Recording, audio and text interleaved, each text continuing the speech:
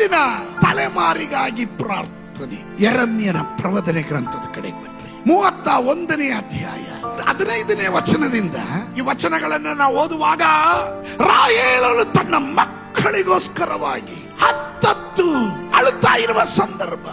ಇವತ್ತು ನನ್ನನ್ನು ಕೇಳ್ತಾ ಇರುವವರು ಯಾರಾದ್ರೂ ಇದರ ಒಳಗಡೆ ತಲೆಮಾರಿಗಾಗಿ ನೊಂದು ಅಳುತ್ತಾ ಇರೋರು ಇದ್ದೀರಾ? ನಿಮಗಿರುವ ಆಲೋಚನೆ ಇದಾಗಿದೆ. ನನ್ನನ್ನು ಕೇಳುವ ಪ್ರೀತಿಯ ದೇವ ಜನರೇ, ತಂದೆ ತಾಯಿಗಳೇ, ನಿಮ್ಮ ಮಕ್ಕಳಿಗೆ ಉತ್ತಮವಾದ ವಿದ್ಯಾಭ್ಯಾಸ ಕೊಡ್ತಾ ಇದ್ದೀರಾ.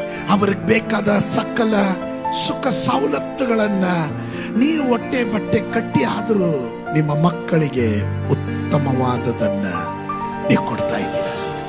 ಅದು ನಿನ್ ಕರ್ತವ್ಯ ಎಂದು ನೀನ್ ಮಾಡ್ತಾ ಇದೀಯ. ಆದ್ರೆ ನಿನ್ನ ಜೀವನದಲ್ಲಿ ಒಂದು ಋಣ ಇದೆ. ನಿನ್ನ ತಲೆಮಾರಿಗಾಗಿ ನೀನ್ ಪ್ರಾರ್ಥನೆ ಮಾಡಬೇಕು ಎನ್ನುವುದು. We must pray for next generation.